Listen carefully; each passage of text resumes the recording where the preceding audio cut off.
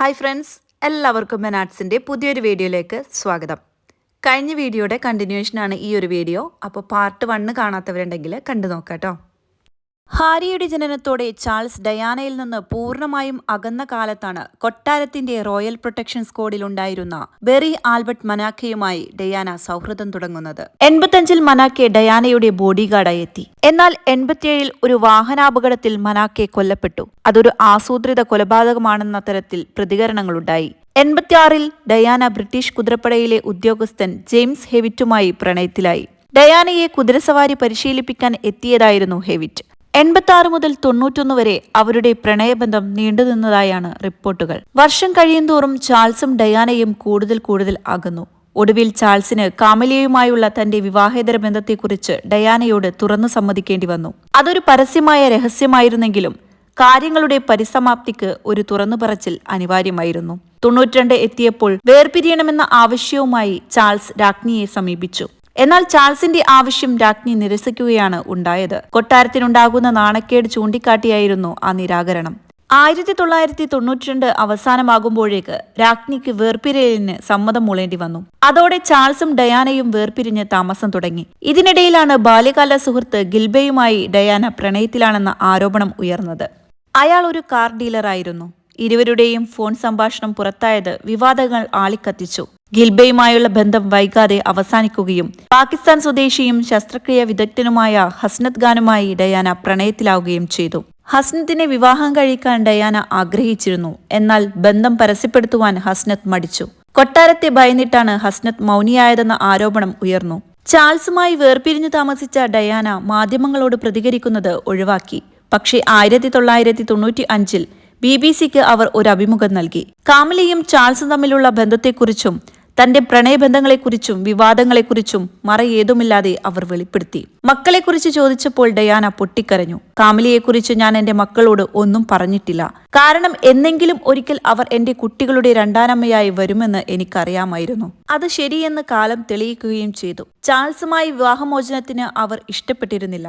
Charles വിളിച്ചാൽ വീണ്ടും ഒരുമിക്കുമെന്ന സൂചനയും അവർ അന്ന് നൽകി. രാജ്ഞിയുടെ അനുവാദമില്ലാതെ നൽകിയ അഭിമുഖം വിവാദമാകുകയും കൊട്ടാരം പ്രതിക്കൂട്ടിലാകുകയും ചെയ്തതോടെ ചാൾസിന്റെ പിതാവ് ഫിലിപ്പ് രാജാവ് ഡയാനയെ കൊട്ടാരത്തിലേക്ക് വിളിപ്പിച്ചു. നിയമപരമായ വിവാഹമോചനം ആവശ്യപ്പെട്ടു. അങ്ങനെ 740 മില്യൺ ആളുകൾ തത്സമയം കണ്ട നൂറ്റാണ്ടിലെ വിവാഹമെന്ന് വിശേഷിപ്പിക്കപ്പെട്ട ആ ബന്ധം 1996 ഓഗസ്റ്റ് 29-ന് തേംസ് നദിയുടെ തീരത്തെ ഒരു കീഴ്ക്കോടതി മുറിയിൽ അവസാനിച്ചു. 95.75 കോടി രൂപയായിരുന്നു ഡയാനക്ക് ജീവനാംശമായി നൽകിയത്. രാജകുമാരന്മാരുടെ അമ്മ എന്ന നിലയിൽ വെയിൽസിലെ രാജകുമാരി എന്ന പദവി നിലനിൽക്കും. ചാൾസുമായി വേർപിരിഞ്ഞതോടെ താൻ രക്ഷാധികാരിയായിരുന്ന എല്ലാ ചാരിറ്റി സംഘടനകളുടെയും സ്ഥാനം ഡയാന ഒഴിഞ്ഞു. പക്ഷേ പൊതുപ്രവർത്തനത്തിൽ സജീവമായി. 1997-ൽ ഡയാനയുടെ ജീവിതത്തിൽ പുതിയ പ്രണയമുണ്ടായി. ഒരുപക്ഷെ അവരുടെ മരണത്തിന് തന്നെ കാരണമായ ഒന്ന്.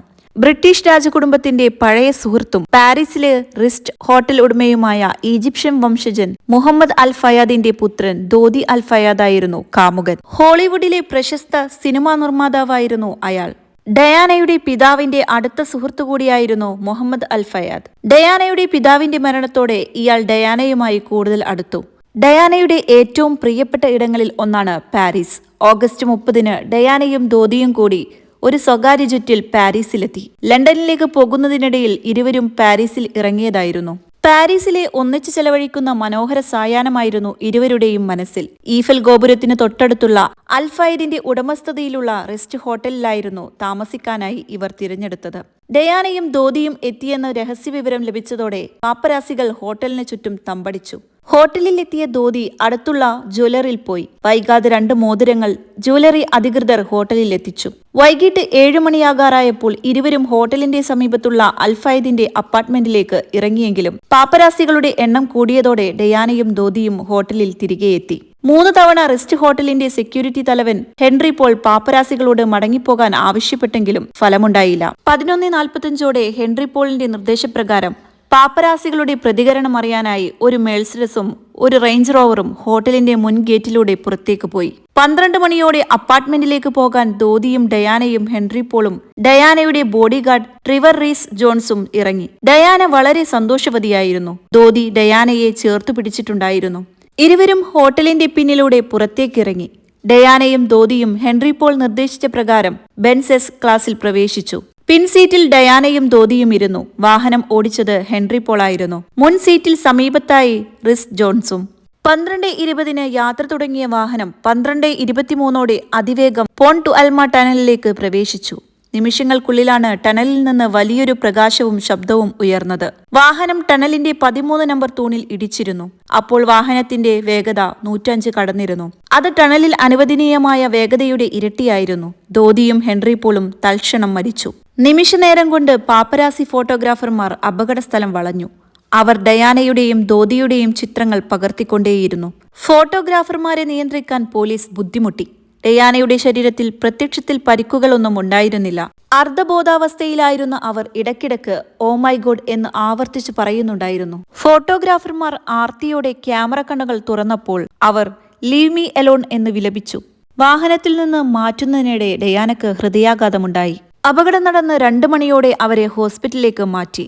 4:41 ഡയാന മരിച്ചതായി വാർത്തകൾ പരന്നു. 6 മണിയോടെ ഡയാനയുടെ മരണം ഔദ്യോഗികമായി സ്ഥിരീകരിച്ചു. വിവാഹം പോലെ തന്നെ അവരുടെ മരണവും നൂറ്റാണ്ടിലെ ഏറ്റവും പ്രൗഢമെന്ന് വിശേഷിപ്പിക്കപ്പെട്ടു. 2.5 ബില്യൺ ആളുകളാണ് മരണാനന്തര ചടങ്ങുകൾ ടെലിവിഷനിലൂടെ കണ്ടത്. 44 ഭാഷകളിലായി 200 രാജ്യങ്ങളിൽ അത് സംപ്രേഷണം ചെയ്തു. ഡയാനയുടെ മരണത്തെ തുടർന്ന് കൊടിയ വിഷാദത്തിലേക്ക് കൂപ്പുകുത്തിയവർ ഏറെയായിരുന്നു. ഡയാനയുടെ മരണത്തിനു ശേഷമുള്ള 4 ആഴ്ചകളിൽ ഇംഗ്ലണ്ടിലെ ആത്മഹത്യാ നിരക്ക് കുതിച്ചുയർന്നു. ആത്മഹത്യ ചെയ്തവരിൽ കൂടുതൽ 25-നും 44-നും ഇടയിൽ ഡയാനയോട് സാദൃശ്യമുള്ള സ്ത്രീകളായിരുന്നു. ഒരു നൂറ്റാണ്ടിന്റെ വിസ്മയം അവസാനിച്ചിരിക്കുന്നു എന്ന് വിശ്വസിക്കാനാവാത്ത വിധം അത്രമേൽ ആഴത്തിൽ അവർ ഡയാനയെ സ്നേഹിച്ചിരുന്നു. അപ്പോൾ ഇന്നത്തെ വീഡിയോ എല്ലാവർക്കും ഇഷ്ടപ്പെട്ടു എന്ന് വിചാരിക്കുന്നു. ഇഷ്ടപ്പെട്ടാൽ ലൈക്ക് ചെയ്യാനും നിങ്ങളുടെ അഭിപ്രായങ്ങൾ കമൻറ്റ് ചെയ്യാനും മറക്കരുത്. എൻ്റെ വീഡിയോ ആദ്യമായിട്ട് കാണുന്ന കൂട്ടുകാരാണെങ്കിൽ വീഡിയോ കണ്ട് ഇഷ്ടപ്പെടുവാണെങ്കിൽ സബ്സ്ക്രൈബ് ചെയ്ത് സപ്പോർട്ട് ചെയ്യുക. മറ്റൊരു വീഡിയോ ആയിട്ട് നമുക്ക് വീണ്ടും കാണാം. താങ്ക്